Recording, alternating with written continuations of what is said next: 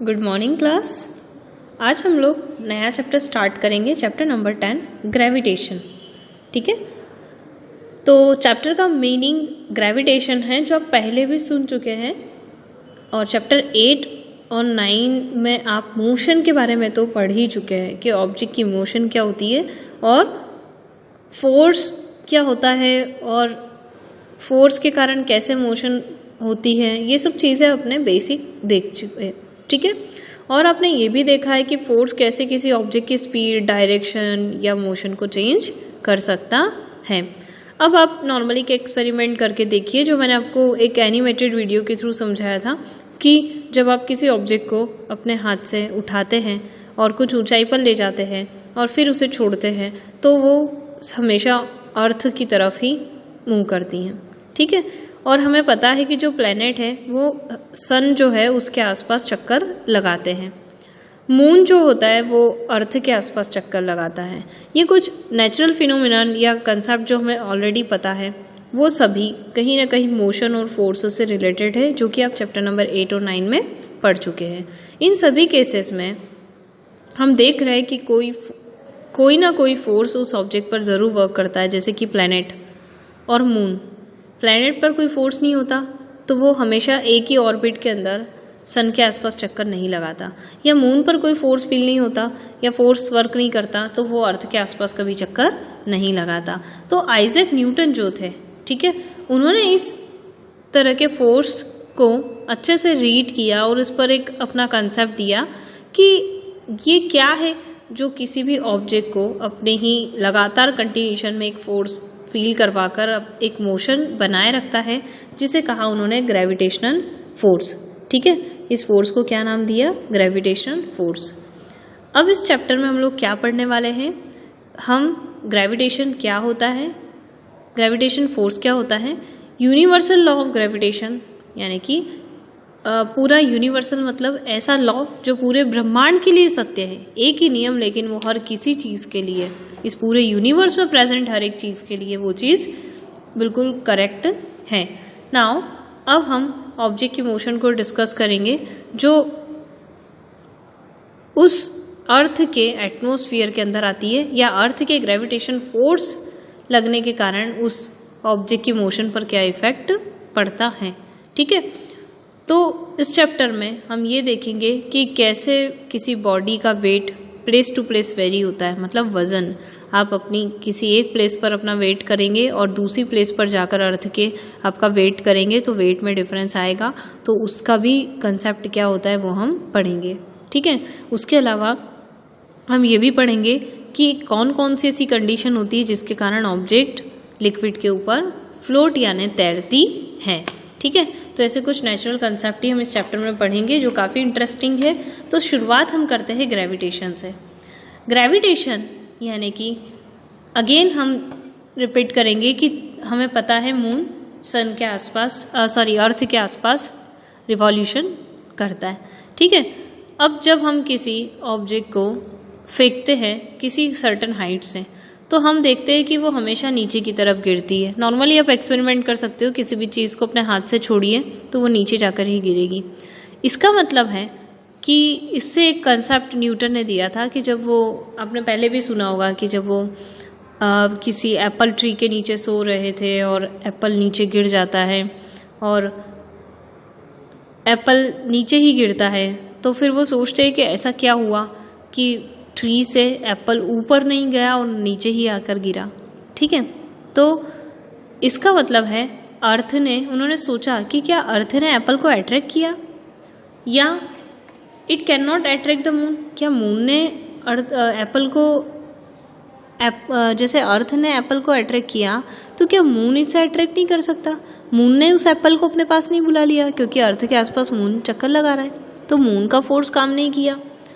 क्या दोनों ही केस में जो फोर्स है वो क्या सेम होंगे? क्या अर्थ और मून दोनों ही उस एप्पल पर फोर्स लगा रहे हैं? ठीक है, तो उन्होंने conjectures the same type of force is responsible.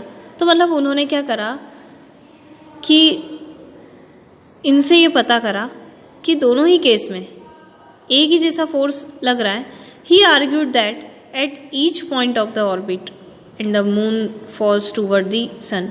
उन्होंने ये देखा, हर चीज़ पर डिस्कस किया कि वो सारे पॉइंट जिसमें कोई भी मून अर्थ की तरफ क्यों नहीं आ जाता। अगर मून अपने ऑर्बिट में चक्कर लगा रहा है अर्थ के आसपास, तो क्यों ना वो अर्थ के पास आ जाता है। जब एप्पल नीचे गिर गया तो मून अर्थ से जितनी दूरी पर है तो मून को भी अर्थ के पास आ जाना चाहिए था, तो ऐसा क्यों हुआ।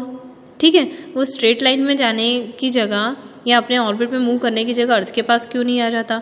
तो कुछ इस तरह के बेसिक कंसेप्ट उनके माइंड में आए। ठीक है, और उन्होंने ये फील करा कि जब अर्थ और मून के बीच में भी एक फोर्स काम कर रहा है, मून अपने ऑर्बिट में चक्कर लगा रहा है लेकिन अर्थ के पास क्यों नहीं आ रहा। ठीक है, तो इस तरह के कंसेप्ट से ही धीरे धीरे ग्रेविटेशन फोर्स पर उन्होंने कंसेप्ट या अपने लॉ दिया। ठीक है, तो यहाँ पर उन्होंने एक्टिविटी अपन को समझाई है कि आप एक थ्रेड लीजिए, थ्रेड ये एक्टिविटी आप कर चुके हो, उसके थ्रेड के एक हैंड को पकड़िए, दूसरे पर आपने कुछ स्टोन को यहाँ पर बांध दिया है और गोल गोल घुमाते हैं। ठीक है, और अचानक तेज़ी से स्पीड बढ़ाने के बाद उससे आप इस हाथ से छोड़ देते हैं, तो वो जिस डायरेक्शन में होता है वो उस डायरेक्शन में बिल्कुल सीधा निकल जाता है। ठीक है, वो राउंड शेप लेने के बजाय बिल्कुल सीधा चला जाता है। तो उन्होंने भी ये सोचा कि ये ऐसा क्यों हो रहा है कि मून लगातार इसके आसपास राउंड या ऑर्बिट शेप में ही चक्कर लगा रहा है। ठीक है, अभी हमने देखा कि अगर हम इस स्टोन पर यहाँ से, जहाँ से हमने इसे पकड़ रखा है, यहाँ से छोड़ देते हैं, मतलब इस स्टोन पर कोई फोर्स काम नहीं करेगा, तो ये फोर्स कहाँ निकल जाएगा, सीधा। तो ऐसा क्यों नहीं होता, मतलब उन्हें इतना समझ में आ गया कि बीच में क्या है, अर्थ। ये जो हाथ से हमने इसे पकड़ रखा है ये अर्थ है और ये मून है। अर्थ ने मून पर एक फोर्स लगाया हुआ है जिससे वो गोल गोल घूम रहा है। जिस दिन अर्थ का वो फोर्स खत्म हो जाएगा तो मून भी क्या होगा, कहीं दूर फेंका जाएगा। ठीक है, तो ये स्टोन से उन्होंने एक कंसेप्ट देखा कि सेंटर से एक फोर्स काम कर रहा है उस ऑब्जेक्ट पर, जो उसे लगातार सर्कुलर मोशन करवाने में हेल्प करता है। ठीक है, तो यही चीज़ें उन्होंने मून पे भी अप्लाई करके देखी कि मून पर भी अर्थ से कोई फोर्स लग रहा है दोनों के बीच में, तभी मून रोटेट हो रहा है। अगर वो फोर्स काम ना करे सेंटर से तो वो मून कहीं और सीधी डायरेक्शन में चला जाएगा।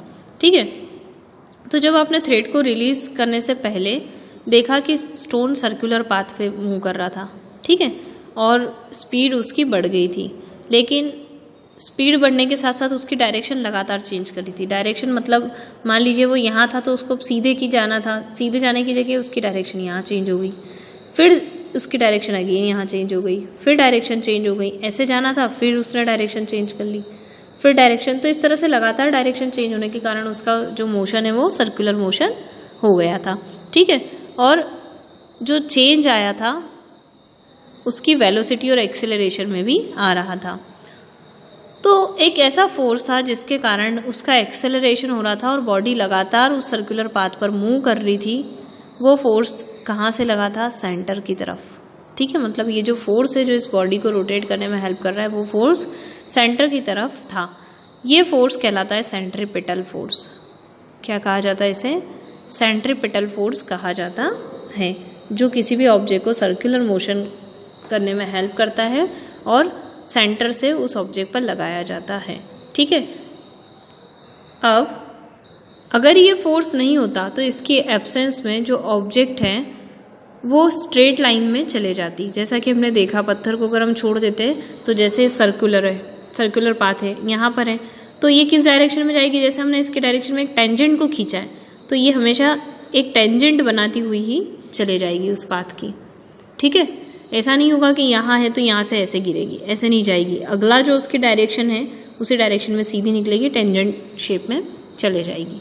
ठीक है, तो motion of the moon around the earth is due to the centripetal force. और यही रीज़न है कि जो मून है वो अर्थ के अराउंड किसके थ्रू मोशन कर पा रहा है, सेंट्रीपिटल फोर्स के कारण। ये सेंट्रीपिटल फोर्स किसके द्वारा प्रोवाइड हो रहा है, अर्थ के एट्रैक्शन के कारण प्रोवाइड हो रहा है। If there were no such force, अगर ऐसा कोई फोर्स नहीं होता तो मून भी बिल्कुल सीधे स्ट्रेट लाइन में मोशन करता हुआ कहीं और दूर चला जाता। ठीक है, इस तरह से रिवॉल्यूशन नहीं करता। तो हमने देखा है कि जब एप्पल फॉल होता है, नीचे गिरता है अर्थ की तरफ, तो क्या अर्थ एप्पल को अट्रैक्ट करती है? और अगर ऐसा होता है, ठीक है, तो if so we do not see the apple moving toward an apple by, और ऐसा है तो हमने इसको ऐसे देखा क्यों नहीं, मतलब ये फोर्स हमें दिखा नहीं या कुछ ऐसा फील नहीं किया, ठीक है। तो इससे थर्ड लॉ की अगर बात करें हम, तो थर्ड लॉ क्या होता है कि Apple does attract the earth, Apple भी अट्रैक्ट करता है अर्थ को। मतलब अगर ऐसा है कि एप्पल अट्रैक्ट करता है अर्थ को, और अगर ऐसा है तो फिर अर्थ एप्पल की तरफ क्यों नहीं चले जाती, ठीक है। आप समझे नहीं तो रिपीट करती हूँ मैं कि अगर कोई ऑब्जेक्ट ऊपर से गिरी है और ये अर्थ है, ठीक है, तो उन्होंने कहा कि एप्पल नीचे गिरा, तो उन्होंने ऐसा सोचा कि क्या ये एप्पल भी इस अर्थ को खींच रहा है। तो ऐसा होता तो अर्थ अपनी प्लेस से खसक के उस एप्पल की तरफ क्यों नहीं चली गई। अर्थ की सरफेस है, उस पर एक फोर्स लग रहा है, तो उसकी तरफ क्यों नहीं चले जाती, ऐसा क्यों नहीं हुआ। तो इसके कंसेप्ट को समझाने के लिए हमारे थर्ड लॉ की हेल्प से हमने इसे समझा। थर्ड लॉ क्या होता है कि हर ऑब्जेक्ट एक दूसरे को इक्वल और अपोजिट फोर्स लगाती है, ठीक है।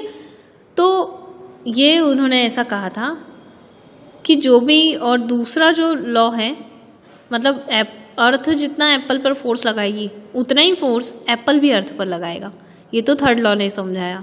But according to second law of motion, कोई भी फोर्स जो होता है वो इन्वर्सली प्रोपोर्शनल होता है उसके जो एक्सेलरेशन है, मास और एक्सेलरेशन के। इसे सिंपल सी लैंग्वेज में कहा जाए तो F=ma, जो हम पढ़ चुके, ठीक है, कि कोई भी फोर्स होता है वो उसके मास और एक्सेलरेशन दोनों के प्रोडक्ट के इक्वल होता है, ठीक है।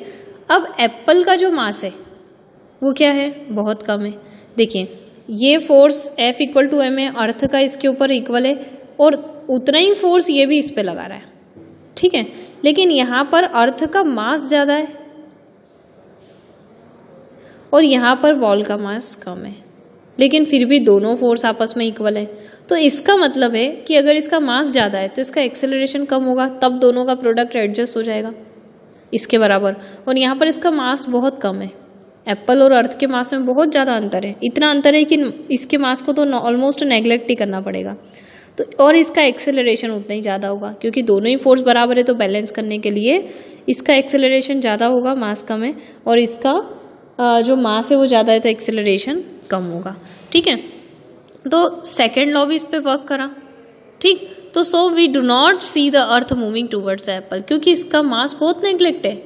तो इतनी भारी चीज़ उठ के हल्की के पास जाएगी या हल्की भारी के पास आ जाएगी, दोनों फोर्स बराबर हैं, तो दोनों में से कौन जल्दी मूव करेगा, कौन किसकी तरफ आएगा। इसका मास नेग्लिजिबल है ना, अर्थ के कंपैरिजन में एक एप्पल का मास क्या लगता है, बहुत कम, बहुत कम, मतलब ना के बराबर, और ना के बराबर है दैट मीन्स जो एप्पल होगा वो अर्थ की तरफ मूव करता हुआ आएगा, ठीक।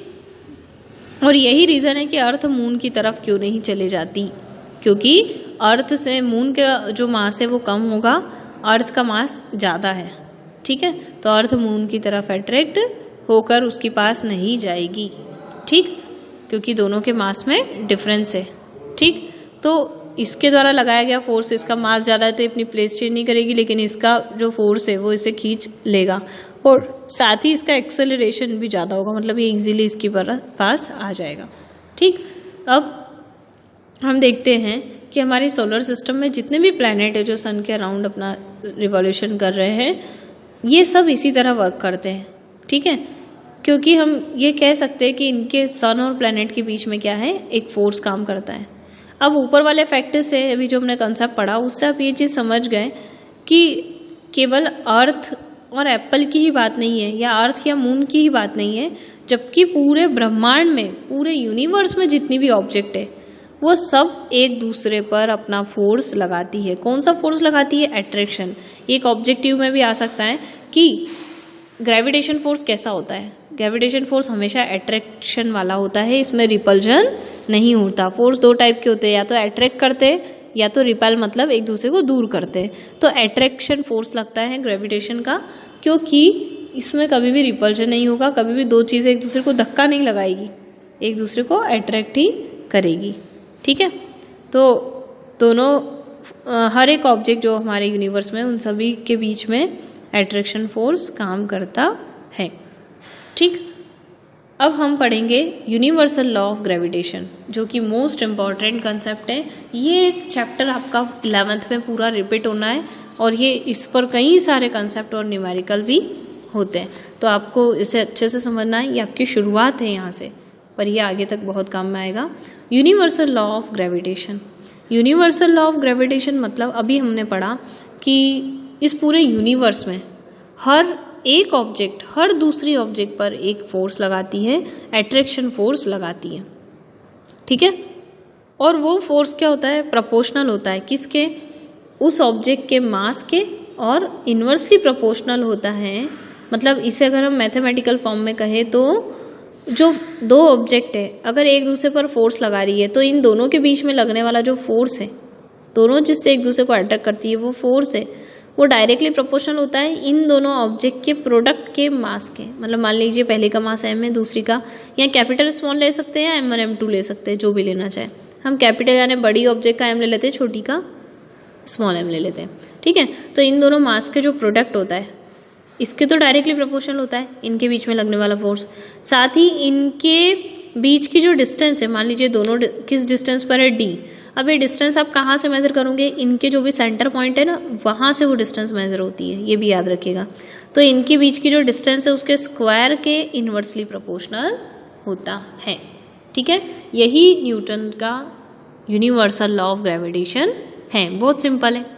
क्या कहा है कि every object in the universe attract every object, यानी कि हर एक ऑब्जेक्ट इस ब्रह्मांड में हर दूसरी ऑब्जेक्ट को अट्रैक्ट करती है और इन पर एक फोर्स लगाती है। और वो फोर्स क्या होता है, प्रोपोर्शनल होता है किसके, प्रोडक्ट ऑफ देयर मासेस, दोनों ही ऑब्जेक्ट के मास के प्रोडक्ट के, और inversely proportional to the square of the distance between them, और उनके बीच की जो डिस्टेंस है उसके स्क्वायर के इनवर्सली प्रोपोर्शनल होता है। ठीक है, और कौन सी डिस्टेंस, द फोर्स लाइन जो होती है वो इन दोनों की सेंटर से शुरुआत होती है। तो force is along the line joining the centre of two object. Force की डायरेक्शन तो होगी ना, तो डायरेक्शन कहाँ होगी, दोनों ही ऑब्जेक्ट के सेंटर को मिलाने वाली जो लाइन होगी, ये एरो दिखा रखा है, मतलब ये इस पे फोर्स लगा रहा है और ये इस पर फोर्स लगा रहे हैं, दोनों ही ऑब्जेक्ट की सेंटर को मिलाने वाली जो लाइन है उसी डायरेक्शन में इस फोर्स की डायरेक्शन होगी। अब जो चीज़ मैंने आपको समझाई उसको मैथमेटिकल फॉर्म में इन्होंने एक्सप्रेस किया है कि मान लीजिए ये और भी दो ऑब्जेक्ट हैं, इनके बीच में लगने वाला फोर्स F है, इनके मास m1 m2 है, तो according to law of universal law of gravitation F is directly proportional to m into m और inversely proportional to square of distance between them, यानी कि 1/d²। नाउ दोनों को मर्ज कर लेते हैं, तो ये कंसेप्ट और ये कंसेप्ट डायरेक्टली और इन्वर्सली दोनों को मर्ज किया तो ये ऊपर आ गया और ये नीचे आ गया। अब जब प्रोपोर्शनलिटी हटती है तो g क्या लगता है, कांस्टेंट। ये याद रखिएगा, हर जगह हमने ऑलमोस्ट कांस्टेंट को k ही देखा होगा, बट यहाँ पर ये स्पेशल कांस्टेंट है जो केवल जहाँ भी आप कैपिटल G देखो वहाँ इतना समझ जाना कि ये प्रोपोर्शनलिटी कांस्टेंट है, जिसको यूनिवर्सल ग्रेविटेशनल कांस्टेंट कहा जाता है। इसको फिक्स कर रखा है, कैपिटल G जहाँ भी आपको दिख जाए दैट मीन्स वो यूनिवर्सल ग्रेविटेशनल कांस्टेंट है जो इस लॉ से निकला है।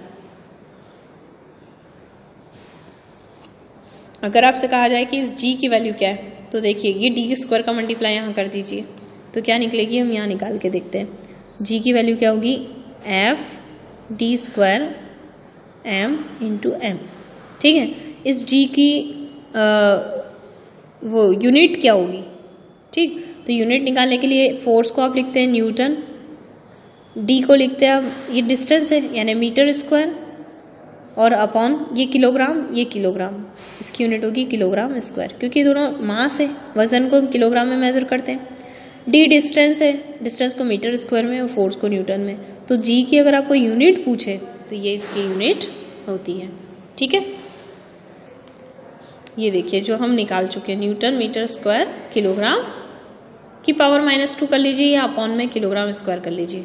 ठीक है, अब ये जो g की वैल्यू है या ये जो ग्रेविटेशनल कांस्टेंट है, ठीक है, इसको हेनरी कैवेंडिश ने फाइंड आउट किया था 1731 से 1810 के बीच में इनका जो जन्म से लेकर मरण तक का जो टाइम दे रखा है, ठीक है।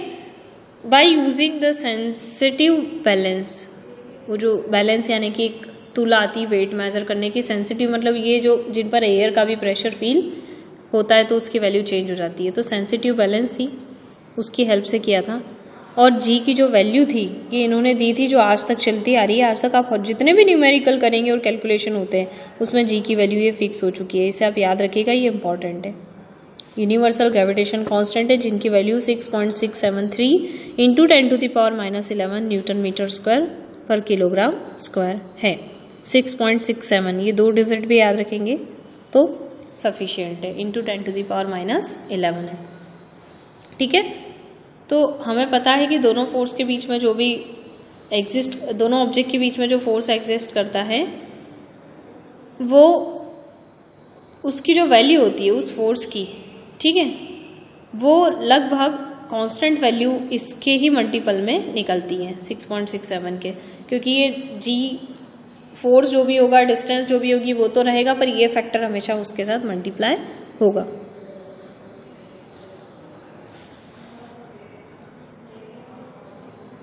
अब देखिए, the law of universal is sense that the is applicable to all of bodies. जितनी पूरी यूनिवर्स में बॉडी है उन सभी के लिए एप्लीकेबल है, ठीक है। जब बॉडी बड़ी है या छोटी है वो मैटर नहीं करता, मतलब जैसे कि एक एप्पल की और एक अर्थ के कंपेयर हमने अगर कर ली, दैट मीन्स बॉडी कितनी बड़ी है कितनी भी छोटी है ये सभी के लिए एप्लीकेबल है। और ये भी हो सकता है कि पूरे यूनिवर्स की बात कर रहे हैं, दैट मीन्स वो सेलेस्ट्रियल बॉडी हो या टेरेस्ट्रियल हो, ज़मीन पर रहने वाली हो या ऊपर आकाश की हो, है ना, अंतरिक्ष की हो, हर बॉडी के लिए ये फोर्स वर्क करता है। अब देखिए, कई बार आपको क्वेश्चन होता है कि ग्रेविटी लॉ ऑफ यूनिवर्स को इनवर्स स्क्वायर लॉ भी कहते हैं, तो इनवर्स स्क्वायर लॉ मतलब क्या, जिन्होंने ये कहा था कि जो फोर्स वर्क कर रहा है ना दोनों ऑब्जेक्ट के बीच में वो इनवर्सली प्रोपोर्शनल है, किसके, उस किसी भी दो ऑब्जेक्ट के बीच की डिस्टेंस के स्क्वायर के, ठीक है। तो